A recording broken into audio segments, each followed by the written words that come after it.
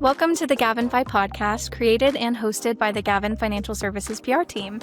GAVIN is a national brand communications agency that specializes in public relations and digital marketing for financial services clients.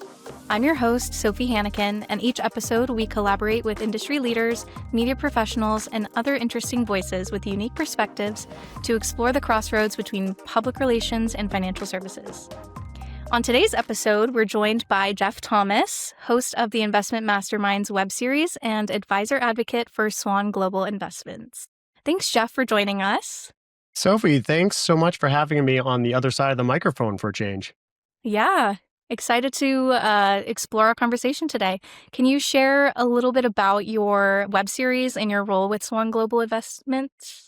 Yeah, as you mentioned, I have a couple different roles. First and foremost, I'm the National Director of Advisor Advocacy at Swan Global Investments. Part of that role is to help advisors to really solve for issues or problems they may have on the asset management side with actual clients. But the other side of the equation is I host the Investment Masterminds web series, which was kind of a brainchild I had back in COVID days.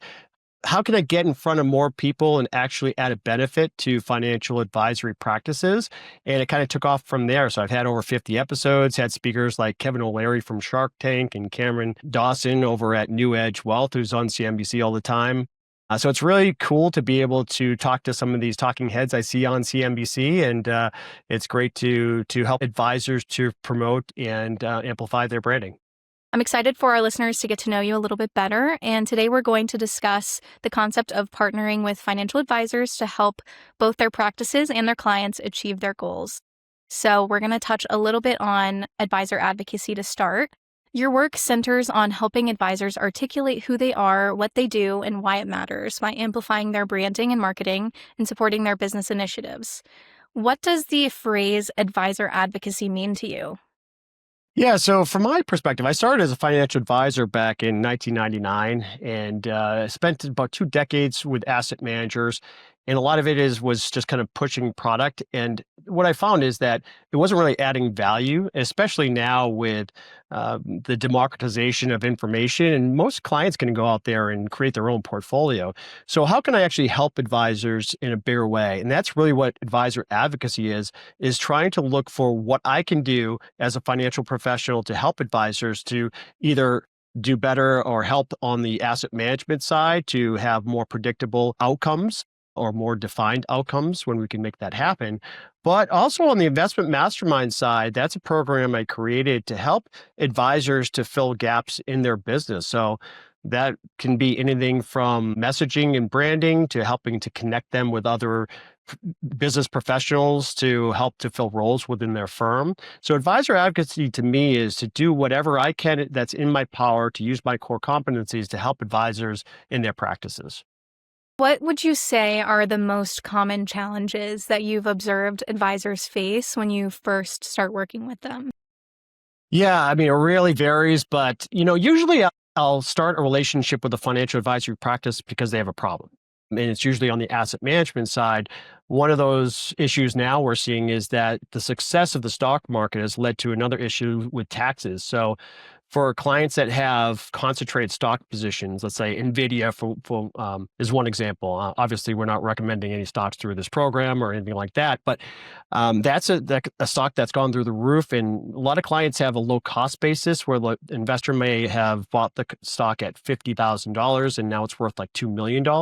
So to exit the position, that's a really difficult challenge for them because of the taxes. So they come to me with these type of issues, and we can help to solve for that equation through the use of options by mitigating risk on the downside so they can protect some of the asset that they've appreciated over time, but also to be able to help them exit the position more tax efficiently over time. So that's more of the asset management side. On the practice management side, the biggest need right now is there's just not enough people. So there's such a large run-up in AUM in these firms, and they're looking for more help. And there's more advisors and financial professionals retiring than there are coming into the industry. So I do a lot of mentorships, such organizations as FinServe, where I actually am a mentor to young professionals coming into the business and help to fill some of those gaps for advisors, and also just introducing them to other professionals in the industry. Hey, well, financial services, as you know, is a very complex industry. How do you work with advisors to simplify messaging around topics like risk or uncertainty so that they can ensure that their clients feel confident and informed? Yeah, although I wear glasses, I was really like a B plus type of person. Maybe A. My parents would probably say I was a little bit better than that. I did okay in high school and college and those type of things. But I grew up working on a lobster fishing boat. My dad's 81 years old. He still does it. He's third generation. I was fourth generation. Did that from the time I was 12 years old till about 24 years old.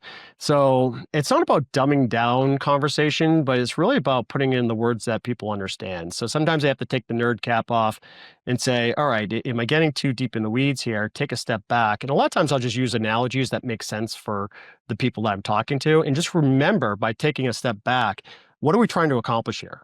We're just trying to get investors to their goals in the least volatile way possible, the simplest path possible, and help them to retire and help them to sleep well at night if possible, right? So when you take that approach, that helps to de-nerd the conversation, if you will. D-nerd, I like that. Advisors are often competing against one another for the same clients in a very highly regulated environment. How do you work with advisors to differentiate themselves?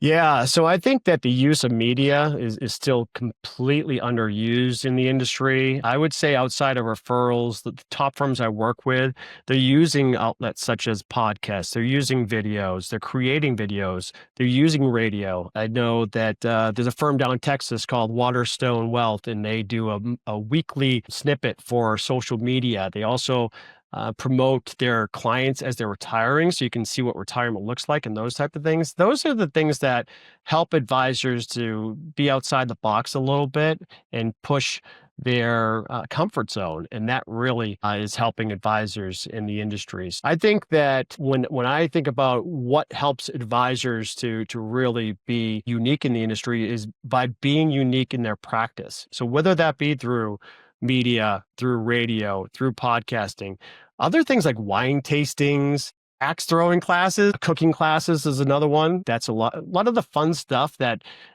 has nothing to do with the asset management side is where these firms are really helping their clients feel more comfortable with their practice and get better referrals.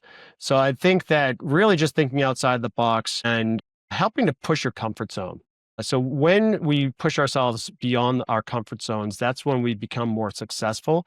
And sometimes it takes a few failures along the way to get there, but to keep with the process and to continue to push that and to think about the goals that you had achieved in the first place. Yeah, I really like that. I think experiences create really valuable memories for people. So stepping outside of the box in that way and creating these memorable experiences for people, that really does help to differentiate certain advisors from one another. So how do you help advisors pinpoint the specific story that makes them unique as a person? Yeah, I don't think that there's any investors out there that work with a financial advisor that go around saying, "Oh, I had this great review with my advisor. It was amazing. I did 9.3% return, and we thought we were going to do 8.5% last year. You really have to meet with this advisory practice." Right? So I think it comes down to thinking about why you came into this business in the first place. When I do my podcast and have advisors on the other side of the equation, I always ask them, what motivates them? Why are they in this business? If it's about money, that's fine, because it can be lucrative to be a financial advisor, but that's never the answer. The answer is usually, a lot of times it comes from scarcity. So it comes from, hey, you know what, I was raised by a single mother, and she struggled to help me get into college and help me get through college. I worked the whole time, and I want to give that back a little bit and make sure that the people I work with, are prepared for the future. And that's what really is why I got into business in the first place. So then they take that message and they say, all right, how can I take that message of why I do what I do and extend it through my practice? And that's when you really see the true personalities of these firms come through. It's not about having the big building or, the big awning when you come in or the signage.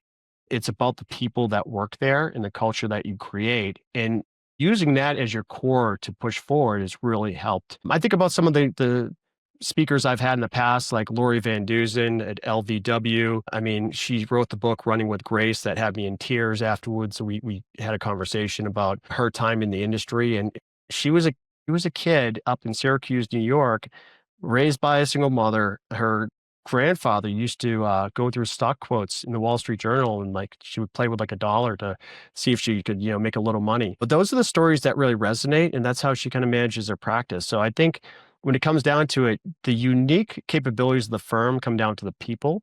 And if you as the financial advisor and you as the practice, if you get too far away from that, then eventually it gets smelled out. So sticking to your core competencies and the things that made you successful and why you got into business, why you help people in this business, that's what's really important. And that's what you have to amplify through your messaging. Right. As much as it is about the numbers, it is equally about the people. What common trends have you observed among your top performing advisors?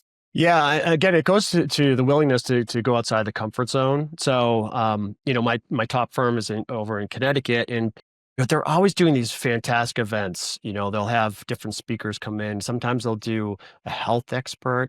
They actually share space with not only a hairdresser, but they also have like a personalized gym. So they'll actually have clients come in and they'll do seminars, right, that are totally different than you would expect from the typical seminar that you would find from the financial services side. They also have a full service kitchen in their office. So they'll have a chef come in and actually create dishes and pair that with wine. And so those are the really cool type of things that you see firms do. Now, you have to get to a certain point before you can afford some of those things, right? It's not like you can just start doing that from step one. I would say coming up with a plan, going outside the box, doing more media, getting on LinkedIn.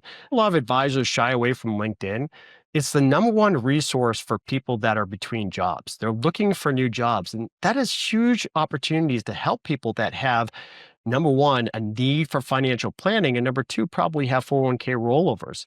So those are the type of things that can help to amplify businesses on the smaller side. That's for free. I mean, that just takes some time and effort to build up your social media profile on something like LinkedIn. And I do help with that through the Investment Masterminds program as well. Great. Kind of moving in the same direction as that LinkedIn note, what personal branding or communication shift can advisory teams make to see more near immediate impact? Yeah, I mean, listen, if there was an easy button, everybody would press it, right? I mean, that's just not reality. But I'll think about one of the shops that I've done some investment masterminds work is GFP.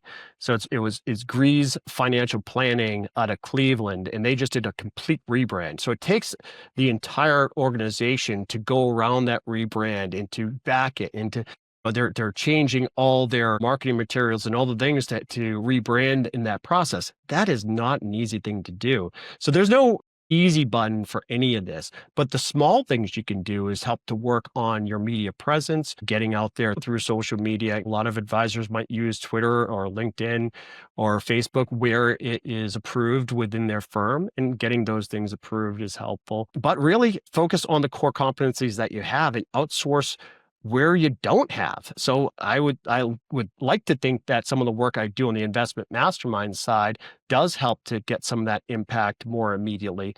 But really outsourcing to firms like Gavin, going out there and looking for firms that are experts in this category, that work with the top professionals in the world, hear these stories all the time, and can take some of those pieces and customize it to you as a financial advisor in the industry to your firm. I mean, using a third party to help you to do that is going to expedite that process immensely. So I would suggest outsourcing where you don't have the capabilities when you can.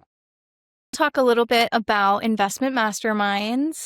It's a very powerful tool that you've built of advisor-focused thought leadership. Can you walk us through the origin story? And you did touch on this a little bit, but can you walk us through the origin story of Investment Masterminds and what made your team realize that there was a need for this kind of platform? There's so many great smaller asset management firms, boutique management firms that have great solutions. So I really searched for one that I thought could really make an impact in financial advisors' practices. That's why I like Swan Global Investments and the options side of it, because it's definitely something that's unique and different.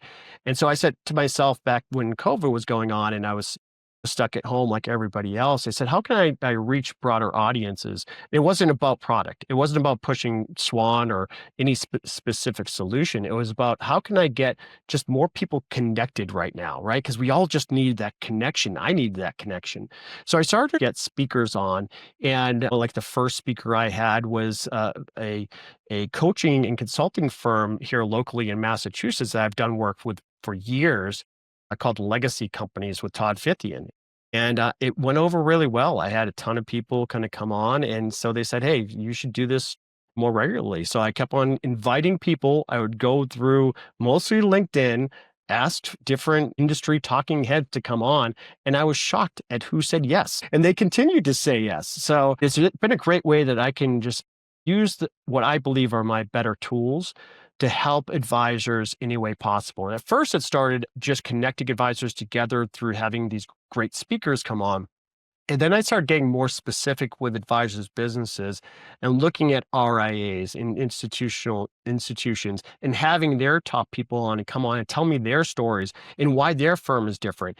So on the other side of the microphone, Sophie, it's been a great way for me to connect with all these firms across the industry. And sometimes they actually do business with Swan because they say, hey, you know what? I have a need for that type of stuff, and that's great. And other times they don't, and that's fantastic too. I have guest speakers that come on multiple times without having a need for Swan. So I try to keep those two things separate, but Investment Masterminds is a big passion project for me and helps me really to connect with not only advisors, but the industry in general.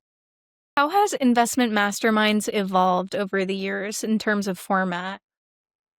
Oh yeah, that's a good question. I mean, a lot of it has stayed the same and a lot of it has changed. So when I started off, it was basically I would just start a live webinar. I'd probably get 3 or 4 people on before I even had guest speakers on. I started to kind of try this out and practice. And then when I started to do more mass media as far as trying to get a larger audience to come on and really had more confidence with the skill set that I have, but also the skill set of my speakers, then it started to expand quite a bit. So fortunately, Swan has been great at helping me to put this together and supporting that effort. Most firms probably wouldn't do that because it isn't directly related to sales. So I'm very lucky in that factor. We brought on another marketing professional at Swan named Maddie Gillette, who I can't live without. She helps me with putting these things together. She does the intros, the outros. She helps me with some of the processing. My job is to work for an asset manager and help advisors to find solutions for clients. So I have to kind of toe that line between the two. So the evolution of it has been, like I said, bringing on guest speakers across the industry, which I still do, having more guest speaker panels, and also having more emphasis on a diversity of different speakers throughout the industry. And so that led to another path of working with women in finance, having great professionals like Carrie Carbonara, who wrote Woman in Wealth. She's awesome. She's in the industry all the time. Lori Van Dusen, having Running with Grace. These are these are some of the great conversations I wouldn't have had if I kind of didn't think about that. So that is probably part of the evolution as well of not only how the program itself evolved, but who the guest speakers have been. And it's been a lot of fun. Great. I'm glad to hear that. How has Investment Masterminds combined with the in-person engagements that you do helped you to connect with more people? Where do I start? So going through, I do most of my outreach through LinkedIn. And so it's great because most of the speakers that I have on the show wouldn't typically just talk to a boutique asset management firm in the first place because they're just so overwhelmed with AI generated emails going out every day. I mean, you get them, I get them. I get 60 of them in my inbox every single day. So I totally get that, right?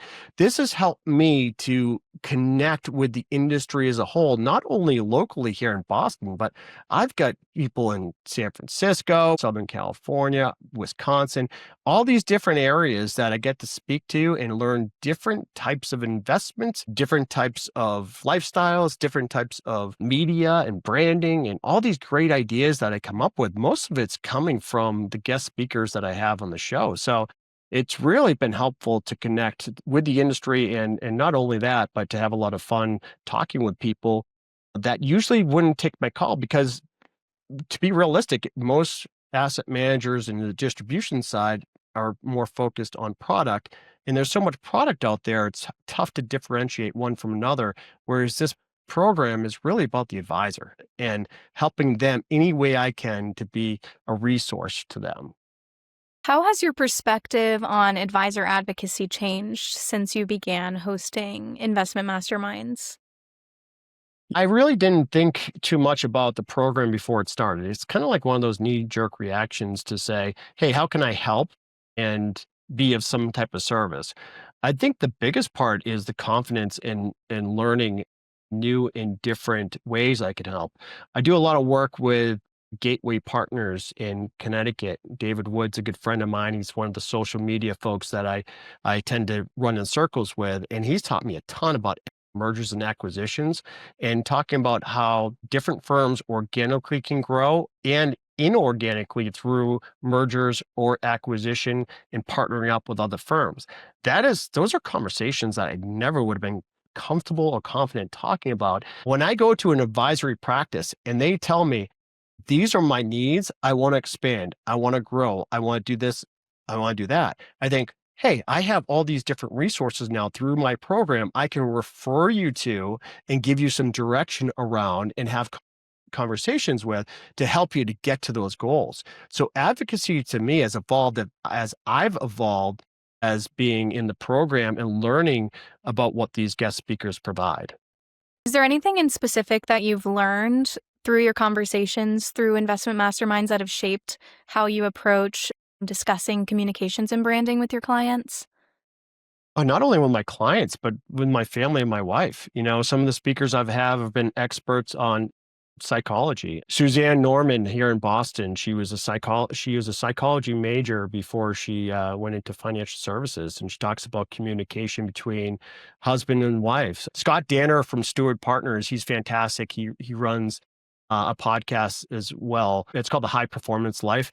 And he just does a great job of bringing in speakers from across the industry. He's been on the program as well. And so, these are things that help to impact me personally in how I try to approach life and not only financial services. So it's been a great ride on that direction as well. How do you envision advisor advocacy changing within the next 3 to 5 years?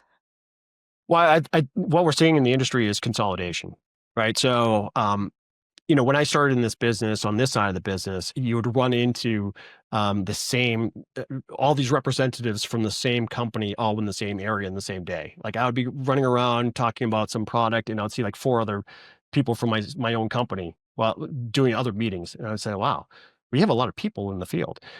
We see a lot less of that, right? So, if you include the work I do as an asset manager as part of it, I would say as part of that advocacy approach, that is going to change dramatically and has changed dramatically. So with the improvements in AI and technology, there's less of a need for a bunch of people running around and pushing product, which is a good thing. What I think we'll see is that you'll find more individuals and firms focusing on how they can actually benefit the advisor as opposed to benefiting themselves, which that's just part of the equation. And I think that the industry has grown up in the last almost 30 years since I started. I see a lot of great things coming from advisory practices now with the focus and the emphasis on the client and the investor first. And those are some great regulations that have come out in the past that have helped in that direction. And I hope that continues forward. All right. Well, thank you so much for joining us, Jeff. It was great to learn about you and your role in investment masterminds. How can our listeners get in touch with you? So you can go to the Investment Masterminds website. Just go to the old Google machine, put in Investment Masterminds and Jeff Thomas, and should pop up pretty easily for you there. My email address is jeff.thomas@swanglobalinvestments.com. And I'd be happy to answer any questions you have.